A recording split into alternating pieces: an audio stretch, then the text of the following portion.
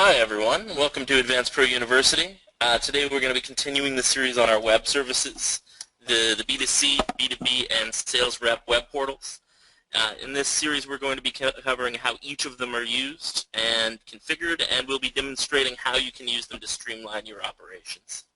Today our focus is the B2B, the business-to-business web service.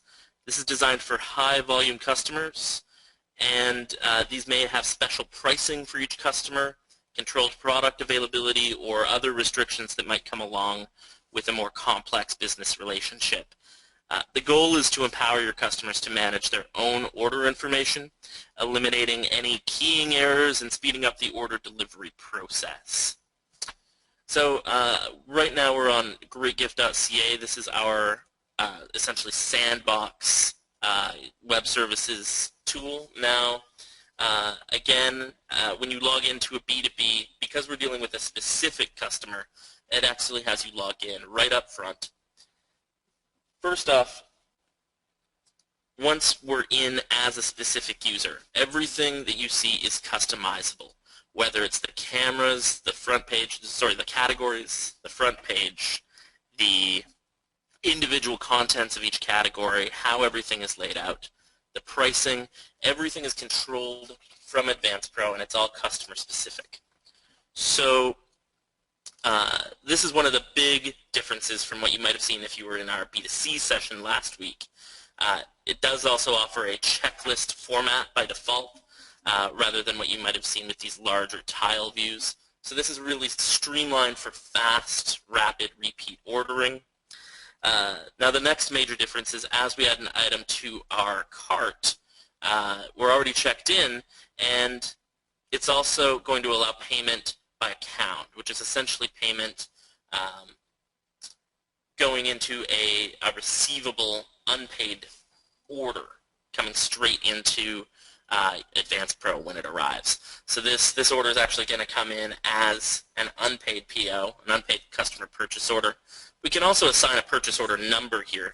So we're going to call this purchase order number 508, and we can also specify our shipping information, our expected date, etc. And finally, we can put in any comments that we need. Now we're going to go ahead and check out. And as before, the system does send you, as the customer and as a warehouse administrator, a specific email that summarizes this. Now something special with the B2B is we can also say, please repeat this order. We can say we want this to recur every 7 days, going on forever if we need it to. So I'm going to go ahead and place that order. Now I can also duplicate a previous order, coming back to my account and looking at my previous orders. I can see statuses and whether or not it was shipped, but I can also instantly duplicate a previous order that's been placed. Okay, so this order will come straight into AdvancePro. Just for the sake of brevity, I'm going to use a manual sync, but it will sync over on a timer as often as every hour, I believe. Now we're going to come right into our web panel. I'm going to come to B2B, and I'm going to just run a sync. So we're going to just go and download those orders, and we're going to see right here that customer orders may or may not have been downloaded. Let's take a look at what's been uploaded as well. So we've got a few updates that have happened in AdvancePro that need to go up. Now from that point forward, we're going to be able to go into View Orders and take a look at the orders that have come in.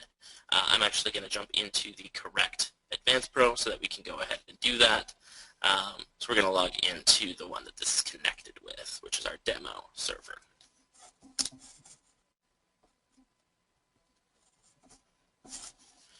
All right, so from our demo server, we're going to be able to run that sync and bring the product directly in. Here we go. Bring the orders directly into AdvancePro. So I'm going to come to that web services. We're going to do that sync, and here we go. We'll download. Now we're going to see that little light up with our customer order. There it is, and if we go over to View Orders now, we'll see that we have our order 508. So this can now be dealt with as a normal order coming right through AdvancePro.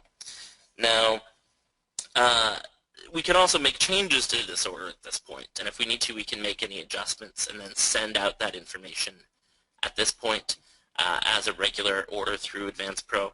We can also take payment at this point. So maybe there needed to be some confirmation between our customer and us before we took payment. We can now take a payment here in AdvancePro. Okay? So that kind of covers the basics of bringing these orders in. I do want to touch on each of the areas where you can adjust pricing that might be reflected in a B2B web service, as well as the views for the various customers in terms of what products are available and which products are not. So the first one I want to touch on is if we come into a specific product. Each product you can enable or disable for your B2B. It must also be a member of a category in order to be present on the B2B website as well. Now, if we come into customer pricing, we're actually able to create pricing for an individual customer or a group of customers. And this is one of the ways to show pricing reflected on the B2B for that specific customer when they log in. So here I can create a fixed price, and that will become the new price for that customer and only that customer when they're on the B2B website.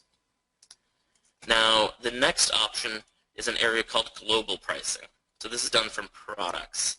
We'll see there's this global pricing option, and this is where we can come in and say for a group of customers that we've defined, we can set for specific categories a given discount or markup. Okay, so that covers a couple of ways to manage pricing.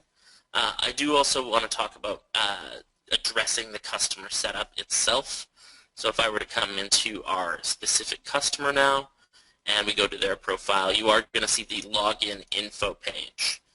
And here we can define their username and password, as well as setting them as a B2B customer or disabling that. So that's going to enable them to go ahead and log into your B2B. And if you leave that unchecked, they'll only be able to access the B2C if you have that web service running. Okay? So that runs the actual customer setup. And we've also addressed the pricing. The last thing I want to address here will be the web views. Now, we talked a little bit about this on a broad scale for the B2C customers, where we're really looking at everyone who ever logs in or looks at our B2C. How are they viewing various categories? Well, within the B2B, we can get much more specific. So if we go to customer product settings, the first thing we do is we choose a group of customers. Or an individual customer. Now at this point, we can actually change what categories of product in AdvancePro they can see or not see. And then as I move forward again, we can actually address what products appear on their home page. So that first landing page after they log in, we can go and give them specific products that we want them to see. As well, we can give them bestsellers. So there's featured products and bestsellers. Now this is in addition to those recommendations that we spoke about yesterday, where you could have on each product a accessory or a cross-seller. Those are still going to be present on the B2B website. Now the next area is when we get into specific categories and how we might want to have featured products appear at the top of each category, like we saw with our cameras earlier. And finally, we can decide in what order we want those categories to appear for those customers and the product order within each category. So we can really do things like putting our best sellers at the top, putting the most common items at the top so that customers can very quickly go ahead and make orders efficiently. So that kind of covers many of the settings. Now you will see much in common with our B2C. You can set up shipping rules with exactly the same rules as B2C. The only main difference here is you can actually associate customers to a specific shipping scheme.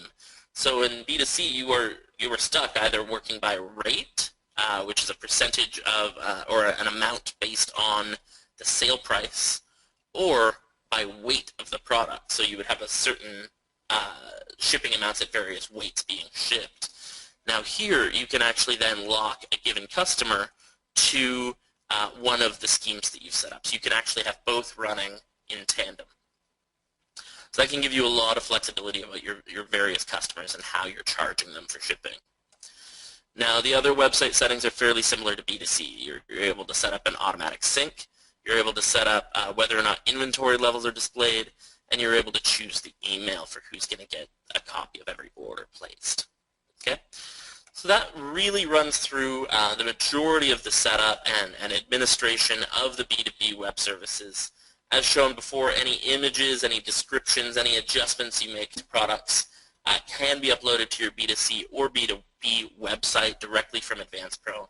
So one of the other great big advantages of our web services comes from this production of products where you're putting the product in just one place. You're starting it in AdvancePro when you've got a new product. It'll populate out to your sales channels, and it'll populate out to your accounting in QuickBooks. Okay? So this concludes our AdvancePro University session on the B2B website.